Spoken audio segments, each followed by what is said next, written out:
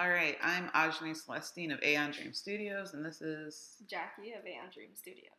and we're kind of tired, but we decided to do this video while we had a little bit of time. Yeah. Um, Also, something I wanted to say is Jackie is actually like 5 feet tall, and I I'm am so short. 5'7". So it's funny, but I'm sitting in a really low chair, and she's sitting in a really tall chair. Tall wood.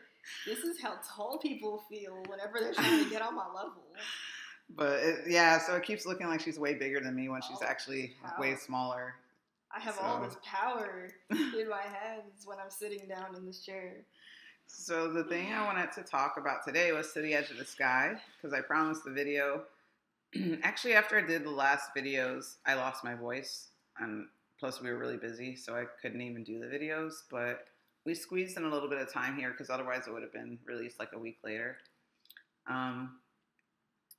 The things I wanted to talk about was some of the... I asked on our Discord server some questions for me to talk about in the video, and then I also... there was also a hot topic in the Discord server of the situation between 7 and 8. And I know it's been a hot topic in the past, and people have like lots of opinions and stuff on it. But I've already explained it like multiple times on Twitter and on Discord, but I'm just going to explain it in the video as well so that everyone who watches the video can see it. Basically, it's referring to the situation where 7 comes in. I think it's chapter 2. I think so. Yeah, chapter 2. I think it's chapter 2. 7 comes in and she's trying to use the sim room, and 8 is using it already, and he's already engaging in a Siren simulation, and so she like kind of like creeps up like on him, not just trying to like understand what's going on and see if she should leave or not, because it sounds like he's very engaged. And 8 is actually aware that she's there. And then when she gets closer, he pulls her down on top of him. And then he tries to like seduce her. And I knew when I wrote that scene that it was going to be like a lot of people would be talking about it. But what I didn't know is that so many people would misunderstand my intentions. But then again, I kind of did. So like I knew, I was aware of that, but I didn't think so many people would take it the worst way possible.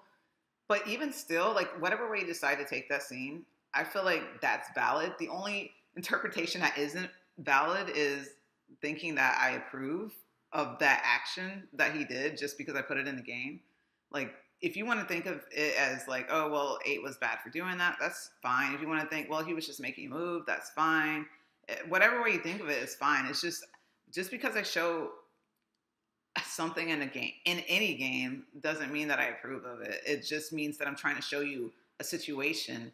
And I also like the developer or the writer, depending on what they are, has the like they also have the responsibility of definitely showing you like how to interpret it, like what perspective to interpret it from. And so I did add context, like as into like I'm not trying to glamorize it, because you do have the ability to resist.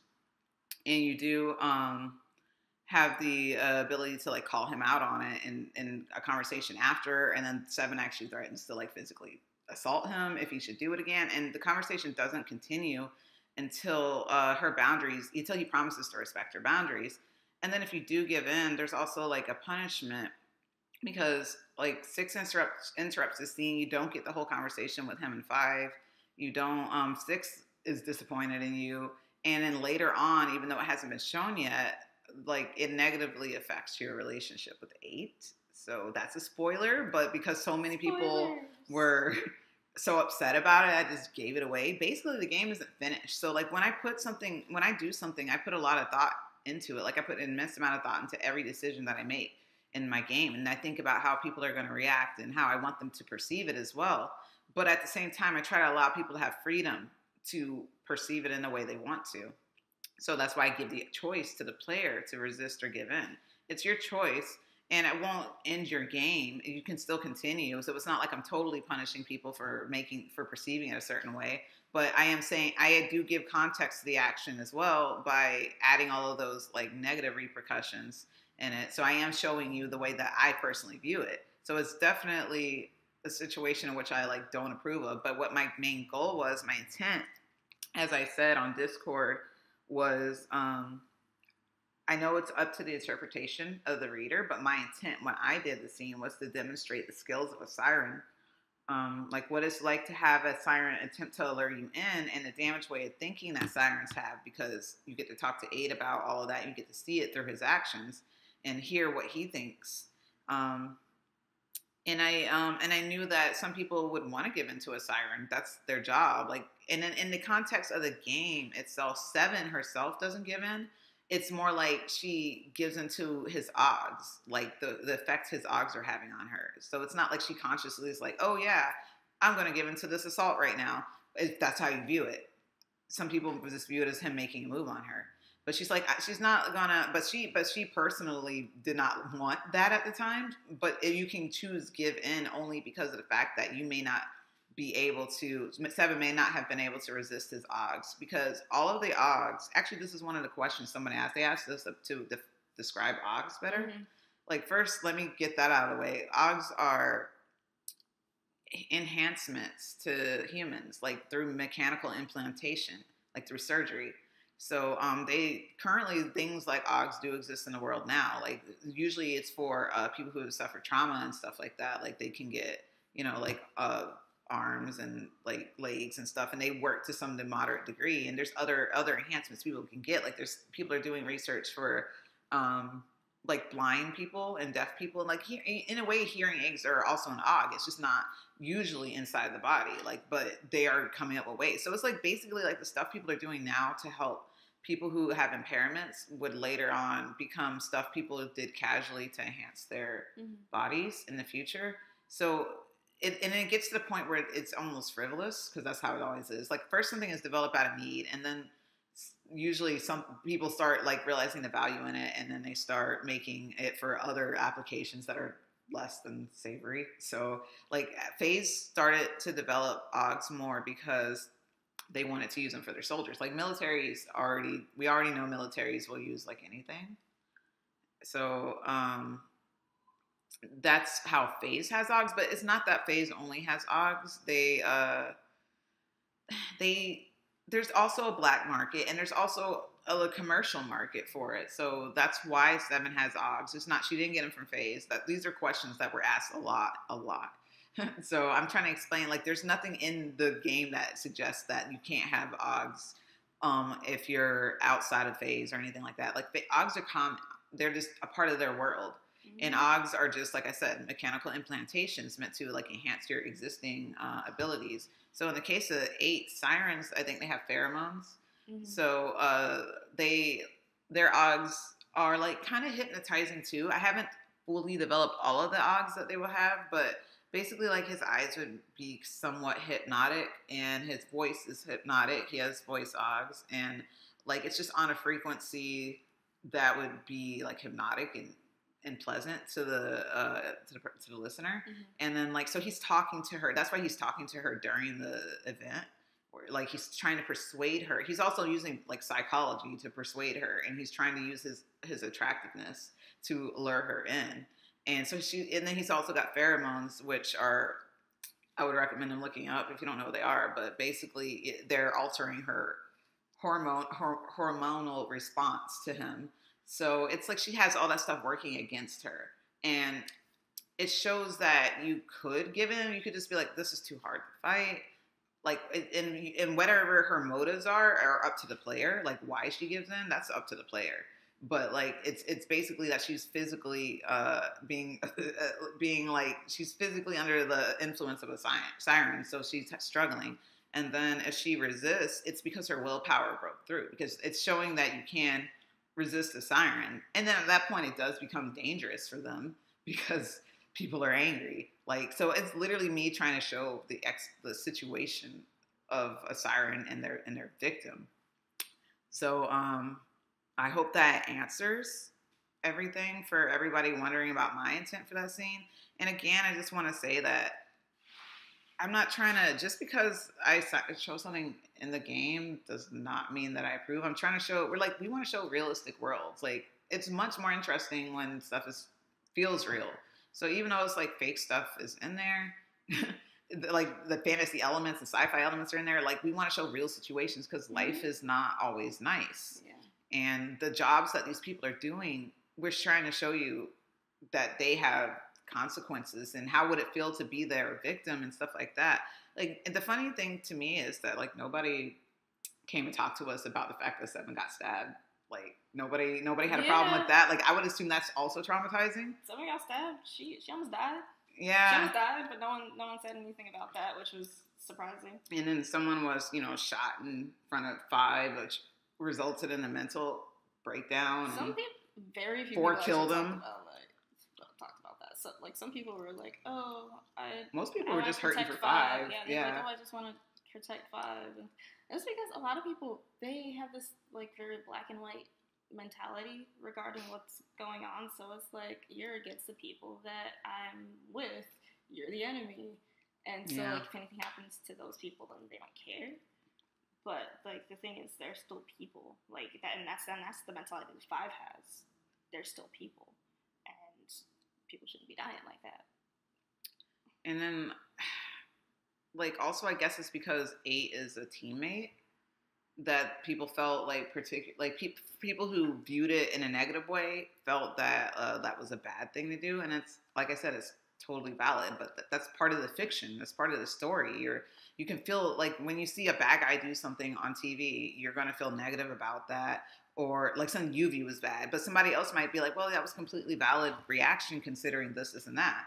And they might not feel like it was bad, but like it's all valid because we're just here like to entertain you. Essentially, we're storytellers and entertainers, and we're trying to entertain you, and we're also trying to make you think and make you feel all those kinds of ways. Like for the fact that people did react powerfully to that scene did tell me that actually as a storyteller I succeeded because I made you feel something.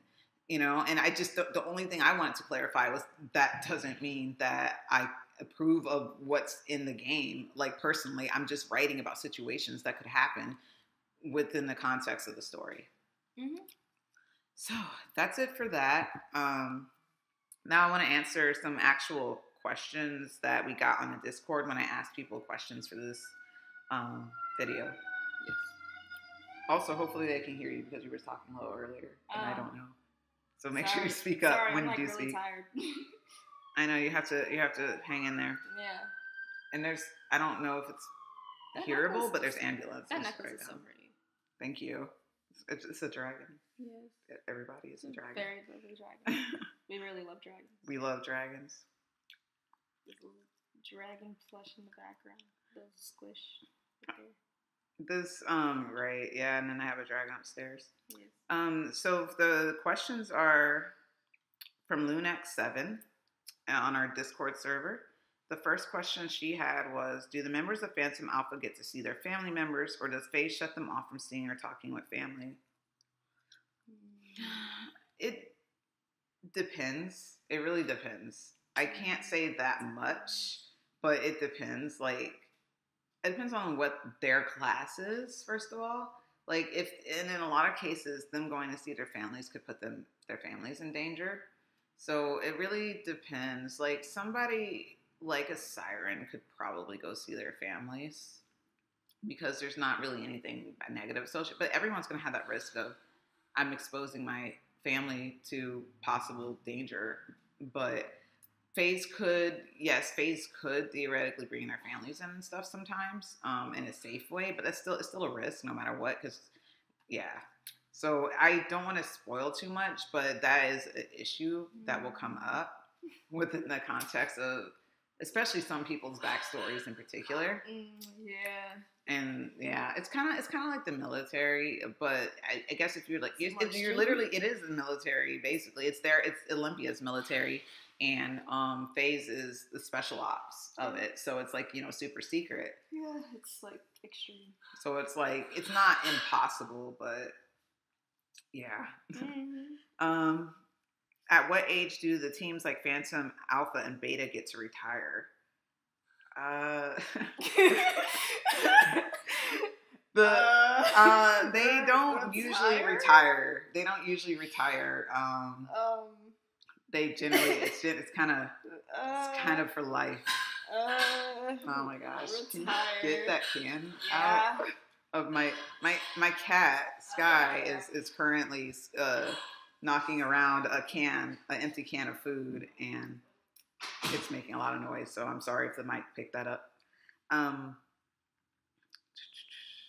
are you going to be able to have a romantic relationship route for all the Phantom Alpha boys, or just certain ones? It would be for all.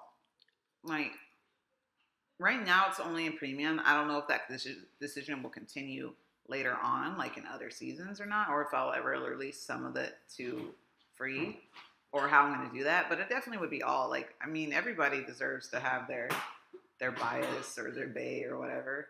You know, I try to make things equal as possible. Um, when is Lit 8's newest design going to come out for iPhone peoples? I I thought it was on iPhone. I had to check into that because I really thought it was on iPhone. Because yeah, his design has been in there for I thought a long time.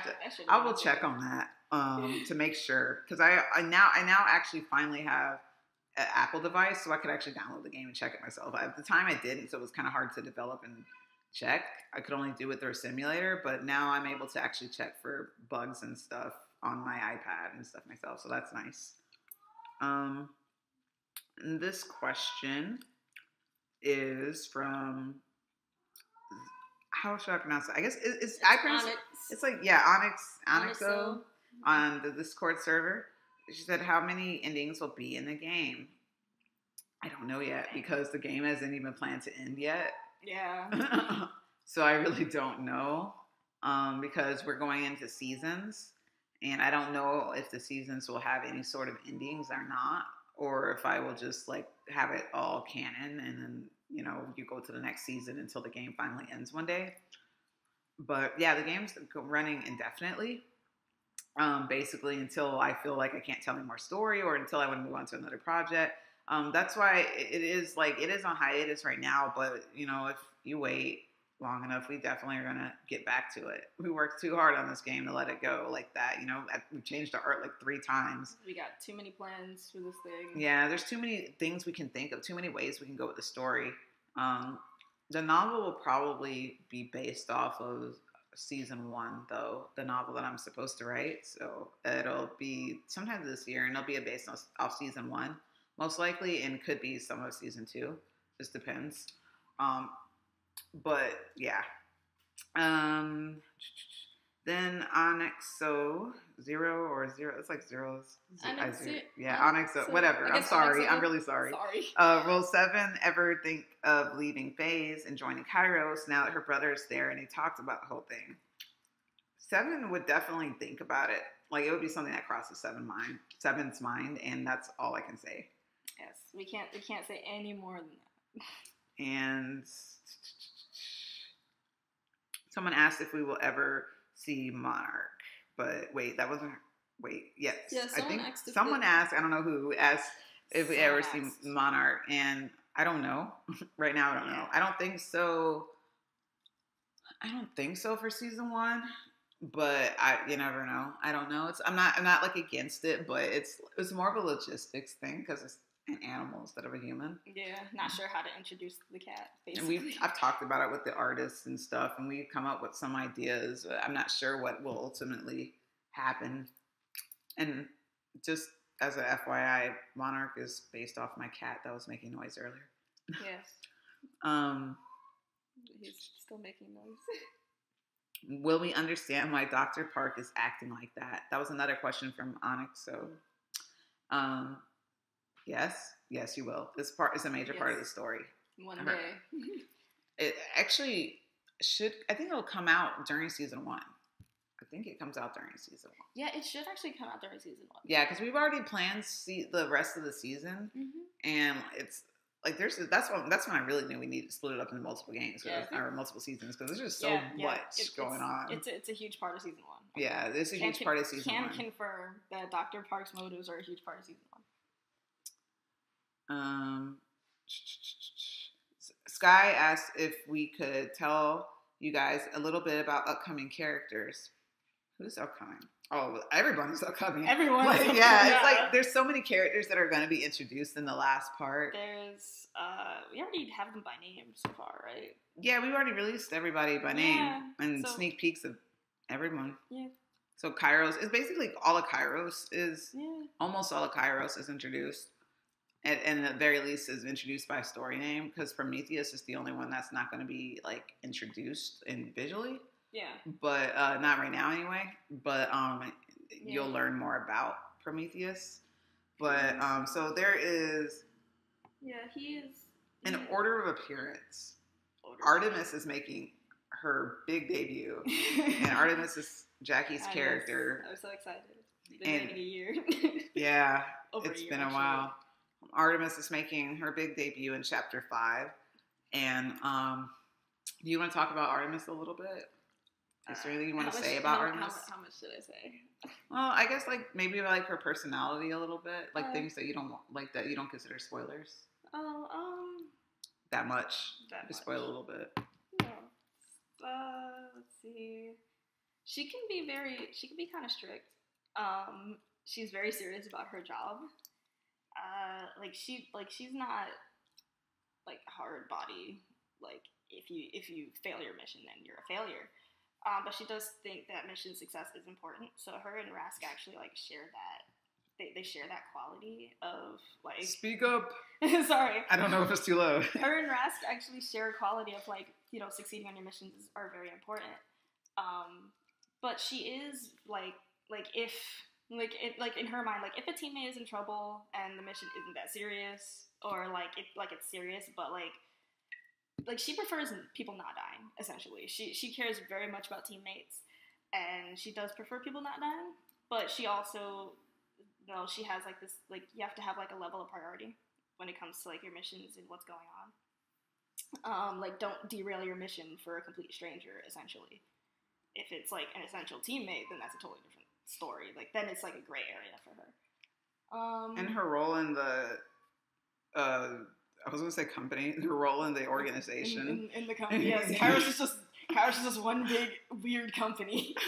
Technically, yes, it is actually. Like she has a big role. I mean, it is, but I guess organization is more valid because it's not like Kairos is out there selling like Kairos donuts or something like that. I mean, Kairos branded software and stuff like that. Kairos brand donuts. She would totally be into like making donuts and stuff. She loves cooking. That tells a lot about her too. Artemis loves cooking and she loves baking, and so like that's one of her hobbies.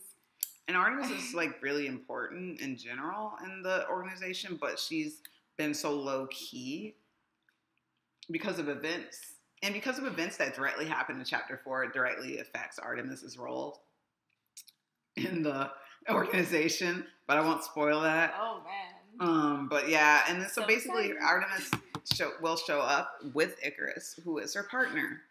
And they're called the Talon Team. Right? Talon Team. Yeah, they're called the Talon Team because they're always partnered up. And so Artemis is going to show up with Icarus in chapter 5 and cause some trouble. It's for what they believe is the greater good, don't worry.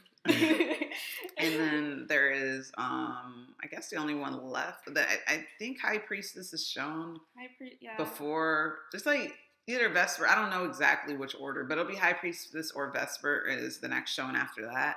And High Priestess, she's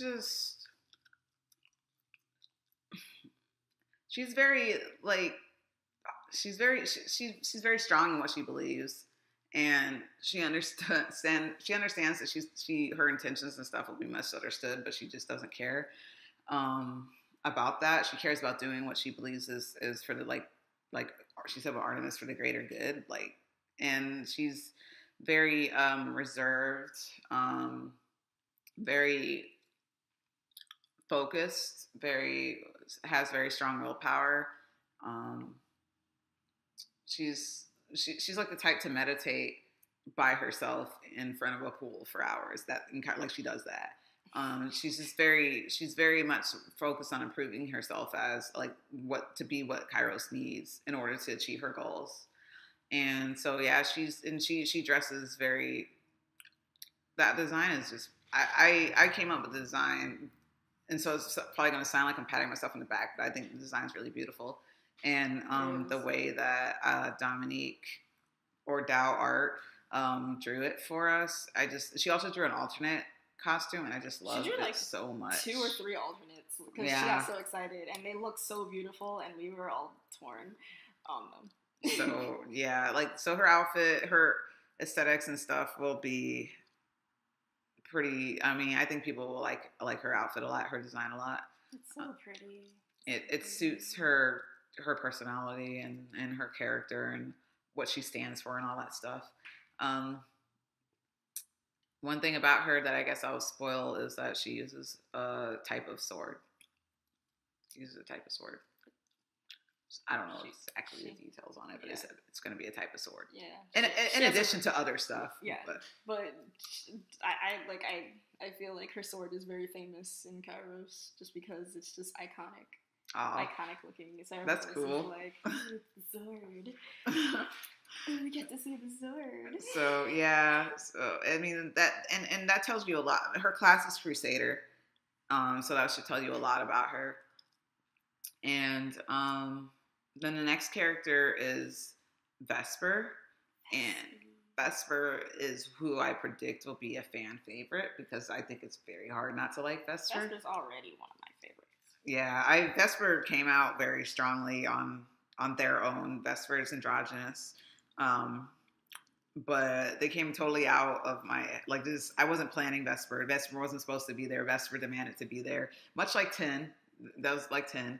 And so sometimes characters just have some strong presences that seem to it's like, oh, I guess I have to find a place to write you into the story. So Vesper is really interesting. Vesper is not anything of what you'd expect. There's you can't predict anything with Vesper. Vesper is a really actually important member of Kairos. Mm-hmm. And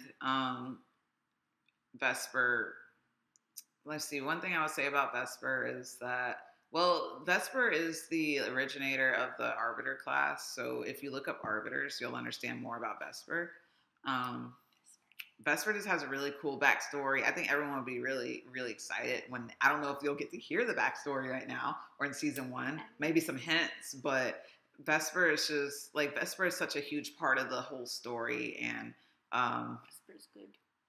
And and relating to all of the lore in the game, Vesper is a huge part, and so is Prometheus. Prometheus is also a huge part. Prometheus is also good. But Vesper's design we teased before we went silent on Twitter. So there is that much revealed of Vesper. I can't say too much except that Vesper is very beautiful, and I love the design. Even though I worked really hard to come up with it, and so did Dominique in helping me. I love the colors so much. It's actually one of my favorite color palettes. I love sunset. So it was my. As much as I don't like pastels, the particular combination of colors, the orange and the pink, that's my weakness. Good. I think it's hard to resist because it's the sunset. People love sunsets. Vesper is meant to be very much between day and night, basically, but it's not. You won't don't come with any of your conceptions at Vesper, because I promise you, not any of your typical ones. I promise you that you're going to misunderstand Vesper, and that's okay with Vesper. But if you want to understand Vesper, please just try to pay careful attention, because they're a subtle character, and they represent a lot for the story and a lot for the classes and stuff. So it's just Vesper's my favorite new character. Vesper's a good character. I guess let me see if there's any more questions. Okay, I actually had one from Anime Lover in a DM to me. They said that 10 was in a gray area for them, and they wanted to know why 10 was so harsh and brutal, and they wanted to know if someone speaks against 10, even though I know the person will get punched, is it allowed to hurt other operatives? What happened to their arm, leg, and ear? I don't think their ears. Oh, I think they think Oh, that's not on the ear. It's just device. Yeah, like, it's just like a it does things. So it does nothing. things. Nothing happened to their ear. Nothing happened to Yeah, their ear's fine. They still have ears. Nothing Yeah. happens to the ear. And then it says, do you think being in a higher position justifies to be rude? And talking, I guess, about 10. Do you approve of it? How would you treat your juniors? It's a tough question because, for one, 10 is scary, even in my head. So and this is kind of terrifying. Hey, 10, a conflict heavy. Yeah, it's like a very sensitive question. Like, I have to hey, summon 10 with this. Someone asked a question. So please do not hurt the small. I definitely, I totally think the person asking this question is fine. I'm totally fine with it. It's just like when I have to ask a question, it's basically like you have to summon a character, ask them the question, and it's like I have to translate in a nice way because what 10's answer. But let me think. Well, as far as 10 being harsh and brutal, like, I think you should look at paralysis, their description, their class description. They are harsh and brutal. Yeah, like everything about paralysis as a class is harsh, brutal, gory. 10 is like that partially because 10 was already like that. 10's just born like super aggressive. Like, there's not, 10 doesn't have a sad backstory in that way. Like where they are the way they are, because 10 is like the exemplifier of the class. Like 10 probably made the class. I think so. I feel like 10 made the class. 10 made the class. Like, yeah. 10, it's like 10 just being so intense. They're like, we have no idea where to put you. Yeah. 10 is just like, because they know that 10 would be good, but there's really no place that 10 fit, and 10 doesn't fit in any other class. Like, even if you put 10 as a wraith, 10 ruins a lot of, like, wraiths require patience and it doesn't work. I mean, imagine 10 as a shifter. Imagine 10 as any other like, nothing works. So yeah, 10 is most likely. So, like, the class is based off 10, so that tells you a lot. So 10 is just like that. 10 is just like that, partially. I mean, it's true that it's level intense. Punches what? Shark? Yeah, 10 was like just born like the punch the shark level of intense. Like, that's in 10's backstory as well. Like, it's represented in 10's backstory. Which is also intense. 10's backstory. Like, the reason 10 is missing those limbs you asked about, I'm not going to say it because I want you to find out their story, but it's intense. It's so metal. It's so metal. Unnecessarily metal and intense. Like, it's like, of course, this one event would be the only thing to stop this monster that we call 10. Right. And then, so, like, I mean, the 10's job also would have made them even more brutal. Because it's like, you can't afford not to be brutal at being a Feralis. Yeah. And what Feralises are used for, though you haven't yet seen the full extent of Feralis.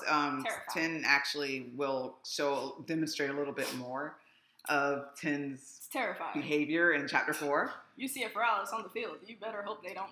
Yeah, Feralises, I will reveal this much, is that we decided that, like, Feralises are definitely used for mass destruction. So it's like, you can't have any room for being soft in a job like that, or it'll destroy you. So it's like partially 10's natural demeanor and partially 10's job to be that way. And it's like, as far as, like, someone speaking against them, it depends on what the person says. If 10, like, somebody, like, 10 is also brutally direct, brutally honest. 10's feelings ain't gonna get hurt by somebody just randomly saying like, I don't like you. So he's just gonna laugh, you know. 10 is a they, by the way, but 10 allows people close to them to call them she if they so desire. But so technically, I'm like a person that is close to 10. She has. So I have rights to do that. So I do slip into it, but I do acknowledge, like, my other characters. I know they don't like it. Like, Vesper doesn't. Like, Vesper's almost like always they. So I always correct myself. So I don't know. It's just weird. It's hard to explain. I know writers are crazy. We're insane. But but don't call 10 she. Do not. Just don't. Please don't call 10 she. So basically, just the 10. She would just laugh at the person, like. Most likely. 10 doesn't always respond super aggressively. A lot of stuff just rolls right off them, like, because they're also thick-skinned, you could say. Like, you know, they're also tough. So a lot of so it depends on what they said. If they said something flat out, like, I don't know. I'm trying to think of like the most disrespectful thing possible. If you insult Ten's cat, Ten has a cat, by the way. Ten has a cat. It's a very metal cat. Yes, I forget what was it? Oh, Ferocity. Ferocity. Yeah, that's the name. The cat's name is Ferocity. It has a spiked collar. It's insane. But Right. Ten loves that cat. So like it would literally have to be like you don't even go after 10. You got to go after one of 10's like a loved one. So like I don't know. Let's say somebody's like, I hate your stupid cat. I'm sorry. You need to leave. Rest in peace. In pieces. Like, so is it allowed to hurt other operatives? Yeah, it is. From a command, like a rank does matter. There is rank. It is a military, though we haven't like been super public about the ranking and all of that. But it is a military, and 10 is a commander, and like they command one of the top teams, and if you're disrespecting your superior officer and they decide to punch you in the face for it, then that's your fault. So like, why you better hope it's not the metal arm though. Yeah, I hope not. Let's hope they can restrain themselves. There's no guarantee on whether or not you'll be okay. Yeah, no. I think 10 wouldn't use the metal arm because 10 wouldn't kill the superior. Like that's exactly why. Yeah, wouldn't kill them because killing other operatives is not good. That's too far. Yeah, so that's they need their operatives. So no, they can't kill them, but they don't give a crap if they're roughed up a bit because they went off on a superior officer. And then like if it was Artemis feels that this is valid. Yeah, Kairos would run the same way. Yeah, Kairos would run the same way. Absolutely. Yeah. And I guess if it was that reverse situation, what would like 10 if 10 said something to someone else and they punched 10, they would. Well, that would be a bad decision for a lot of. I'm sorry, it would just be such a bad decision. Not like my brain stopped for a minute. It would be a bad decision on multiple levels. It would probably be the end of 10. I don't think we'd see 10 again. I don't think we'd see that other person again either. But we'd definitely see their remains first up. We'd see the remains first, and then we'd see no 10. So that would be a double whammy of nobody being around. So I think then the last situation would be like, how do equals, like what if equals fight? It would be up to their commanding officer and whoever's in charge of them to determine how they want to view why they were fighting and should either of them get punished. Like they might both get punished. So that's situational based. But basically there's no rule saying like you automatically get something by hitting someone or something. Yeah. It's just like left up, like FaZe isn't gonna determine every petty squabble or whatever. So yeah. Also, I actually wanted to clarify something. I noticed some people think that Dr. Park has more power over the operatives than she actually does. She's a researcher, and she's like the scientist. She's the lead. The handler of the operatives is Rask. Rask is the one who determines whether or not you get punished for something, not Park. So if he decides he's going to kick you straight out of a team, you get kicked straight out of the team. But if Park decides she wants to kick you out of a team, she's going to have to go to him. And he could easily say no. Yeah, Dr. Park doesn't have any power at all. She only has power related to her job. So like if she's telling you that, hey, I need to maintain your augs and I need you to come in, and you're like, F off, I'm not coming in, then she has power. But then it's still gonna go back to your handler. It's still gonna go back to Rask, and that would be very bad. Technically you still do have to listen to her, but it's not her that enforces it. It's Rask. And if it wasn't Rask, then his higher ups would get him. So I have a feeling Rask is the type of dude to like literally straight up manhandle you. Wow. To do something if it comes to the point where you're not even listening to hey, like if he calls you, it's like, hey, you need to go to this thing, and if you're like F off, I really have a feeling like he would just straight up your dad, like it's like your dad picking you up and just like manhandle you straight over there, and then he'll deal with you afterwards. Yeah.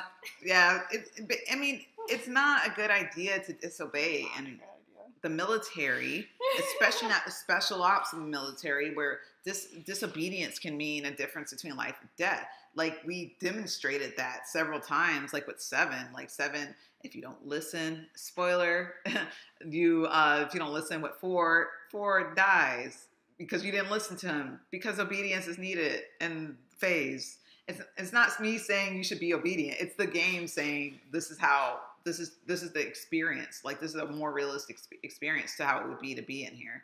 So to be in a military or a special operative. And then also when Seven completely disobeys again for four. She doesn't listen to four. Man, and she gets sad. Like, why is it always four? Like, Seven just does not listen to four. I don't know why. Like, she's just not listening to this. Well, she does canonically listen to four because that's the only way he survives. But it's like there's a chance of four is like happening. distressed. Yeah, I bet. Like just imagine like her just not listening. He's just distressed. Right. So. I mean, hey, that's how she got stabbed.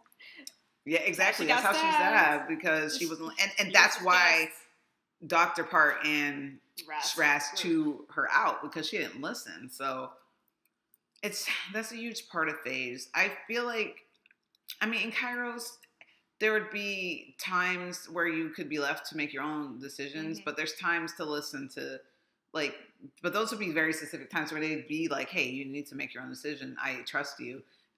But like, if Artemis or one of the leaders or any of the sub leaders tell you to do something, you need to do it. Like that's it. Like there's no time for nonsense, because it's life or death. If you don't do your job, you could get killed, or you can get other people killed. You could fail the mission. I mean, that's how it is for, anybody who's in a structured organization where things are intense like that. Mm-hmm. So I think that's all the questions that we had. There's one thing I was contemplating telling them. Do you want to tell them like who Artemis and High Priestess are inspired by? Oh, yeah. Because I feel like it's going to be freaking obvious the second they're out the door. It's going to be so obvious once you guys see them. But might as well just say it now. Yeah, because then I also get to explain why that is. So. All right, drum roll, please. Artemis and High Priestess are based off of us. Yeah. Artemis is literally basically a self-insert. I'll be honest with you. She's like a self-insert with an alternate background. So her personality is slightly different from mine. How she handles things is a bit different, but she's me in a different situation. And then High Priestess is based off me, and Temperance was originally based off Augs before she left. So. It's the reason I did it actually originally was not because I was like, oh, let's self-insert ourselves into the game. Like, that wasn't my reason.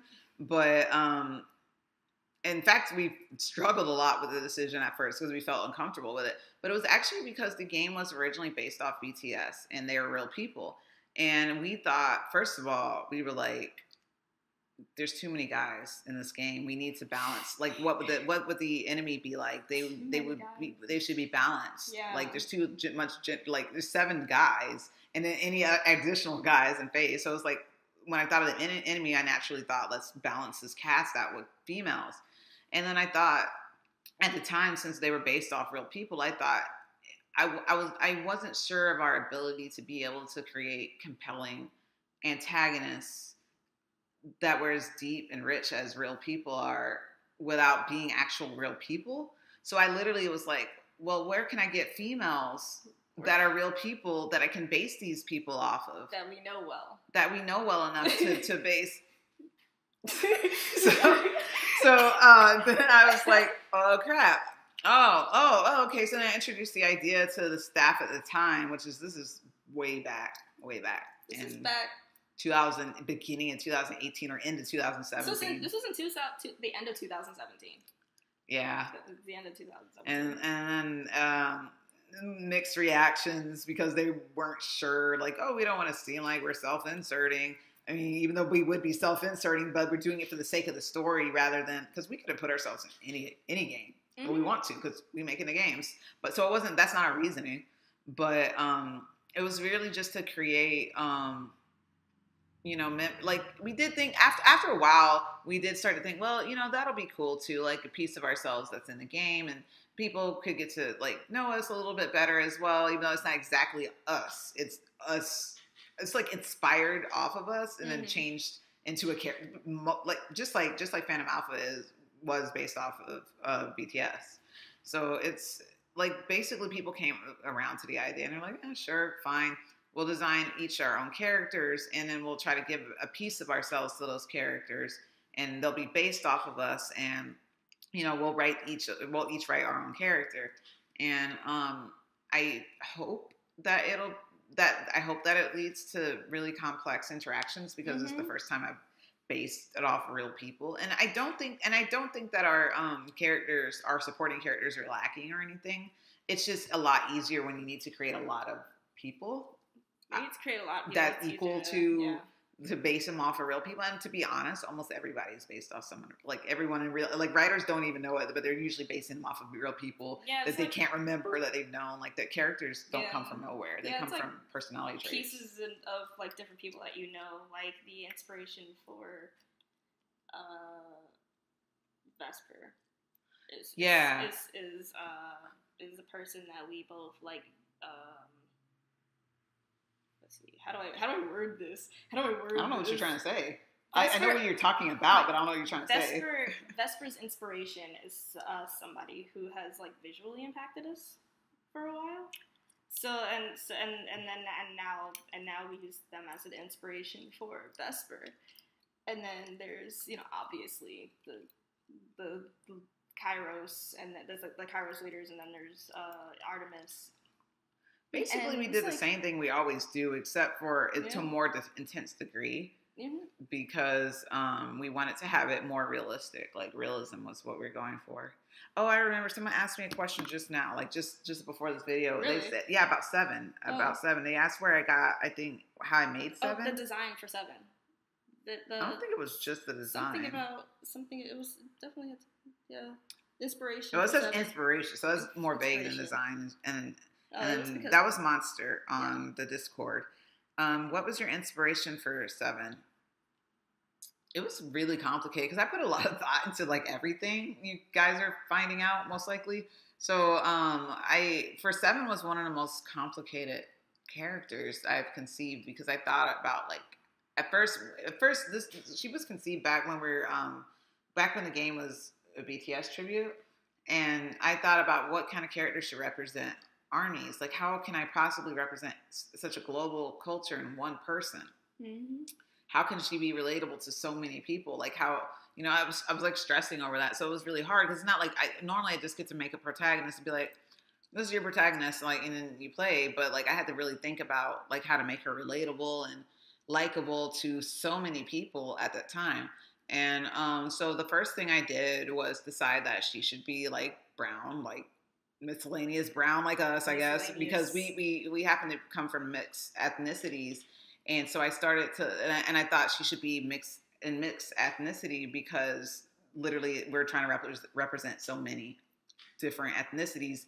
When you get a bunch of different people in together, they turn brown. They turn miscellaneous brown, which is why I actually had read, and I also had read a report like somewhere that was like, oh, by the year 2040, most of the world will actually be like more brown than fair skinned or dark skinned, like just that middle in between. That so tan. I thought by 2077, especially being a drifter and the darker skin tone you get out in the sun, that I thought that made logical sense. So I ended up looking up Puerto Rican like a model and looking at her for inspiration as to like the skin tone and the face and everything like that, and then giving her to her artist back then. As far as like the other components of her, the next thing I had to address was like her personality. Who is she? And for that, I think I usually try to start from like a more neutral or mellow, likable base, like, somebody who's likable. Yeah. So I gave her, so she couldn't have anything too extreme in her backstory that would allow her to be like super one way or another. Like, like, oh, I had so much trauma. Like I'm super, she couldn't be super extreme. Imagine if 10 was the protagonist. So like, everyone would be dead. Everyone would be dead. Exactly. 8 would be dead.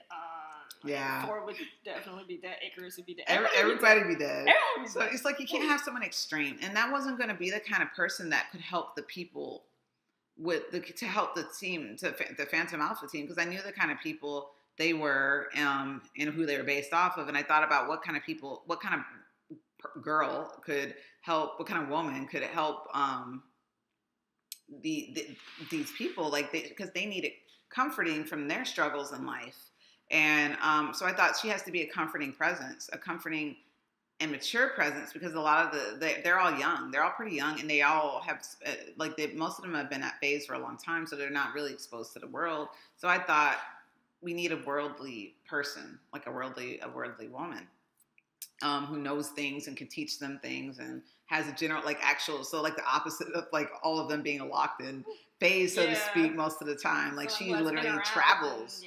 So then the drifter thing came, like, and they don't have an ethnicity technically either. So it's like I created a new culture because I'm just saying that she was one wasn't gonna, cut it when there's a global, there's global fans. Mm-hmm. And then so basically I had the idea of like a motherly, comforting, mature woman, but a lot of those guys are like broody, emo, dark. So she had to be light. She had to be optimistic. So I literally Seven is created as a counterbalance to the Phantom Alpha team. Because they're just so emo. Yeah. They're just so emo. And so Seven's very bright, and she wants to look on the bright side, and she comes at everything with her like utmost, like hard work and energy, and but she's not naive. Mm-hmm. So that makes her like not annoying. Like a lot of Toei and stuff protagonists can come off as like really annoying, and because they're so sweet and ultimate, like, but she's been through stuff. She does have a past, but it's not so much that it affected her personality negatively. She grew. She's very healthy. She grew through it. She matured. And then like for her hair, I was inspired by Haley from Paramore's like hairstyle at the time of her After Laughter promotions, and I've shared pictures and stuff. She has platinum hair. So originally I think I had Seven, she was going to have platinum hair, but I decided to go with the night theme, and Niche was originally Niche was going to have a day theme. Mm-hmm. So like this is the original concept, because we were going to have two routes, night and day. So I went with night for her because I like to do things that are different and unexpected. So even though she's a bright person, I decided to go with the opposite, the night theme for her. And so her hair became indigo. So I made it like where she literally dyes her hair indigo, but that's why she still has the platinum tips. And then her outfit is meant for her to be able to move in as a scion.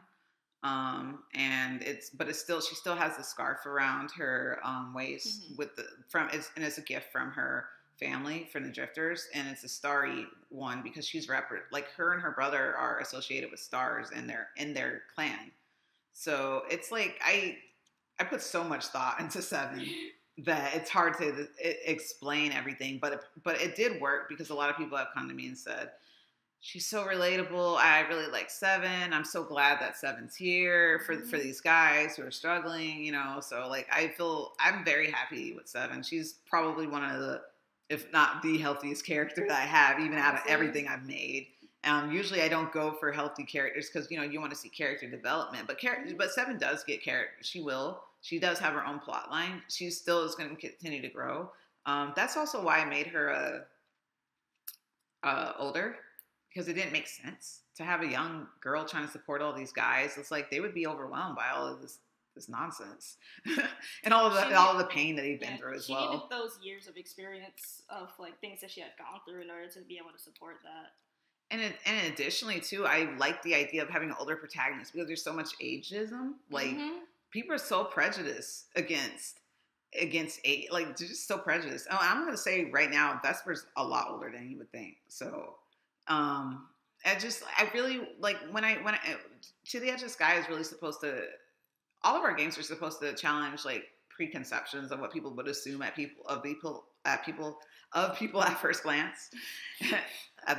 And then To the Edge of the Sky especially is like that. So like anywhere that I can piss people off by doing something that they don't think should be done tends to be something I tend to do. Like, so if me making 727 pissed a lot of people off, that's actually a good thing because there's no reason to be angry at somebody's age. To be Like, honest. they can't help the age they are. If me making somebody have dark skin pisses you off, that's a good thing. It's challenging your preconception because why are you pissed off just because someone was born with dark skin?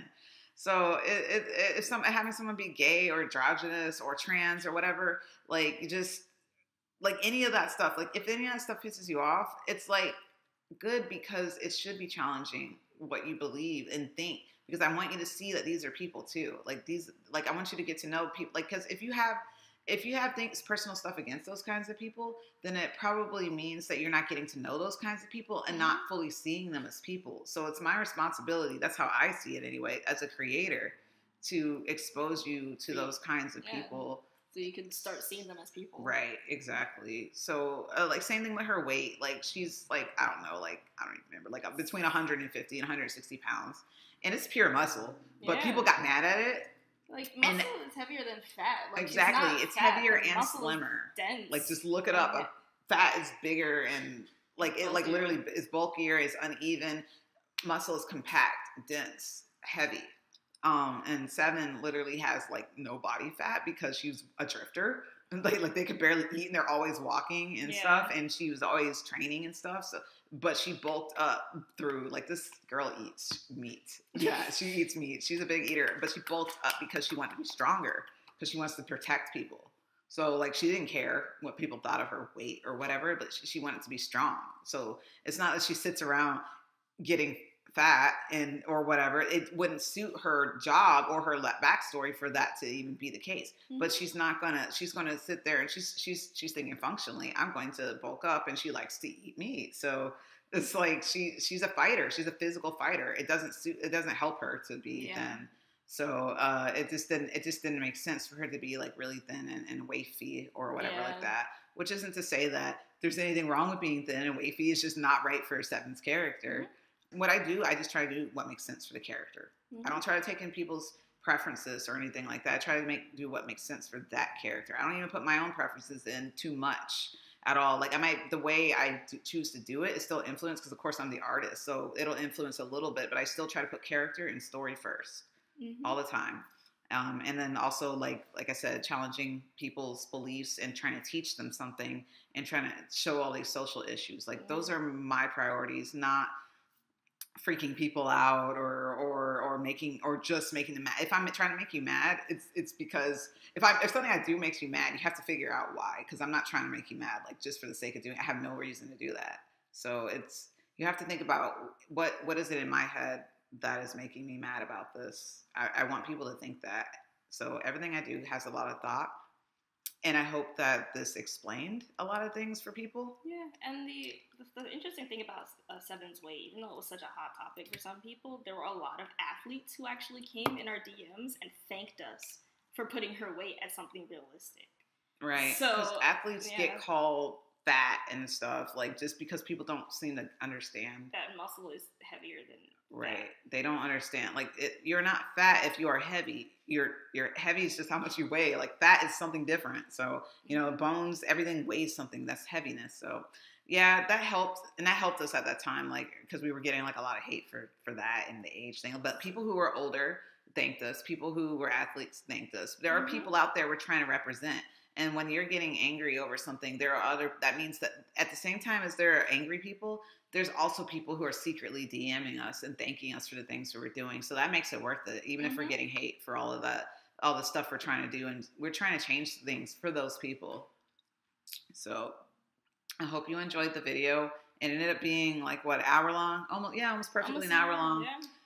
And if you watched all of this, then thank you. You're true to the Edge of the Sky fan. And I hope and I hope you enjoyed it. And I hope we'll get to show chapter 4, which has been done forever, soon. I hope we're off the budgetary hiatus soon. And I hope that after we finish Mystic Destiny's Echoes that we can get back to to the Edge of the Sky releases and show a lot of cool things for you guys. So Yes. thank you so much for being patient and supportive of us. We love you. We love you too. Bye.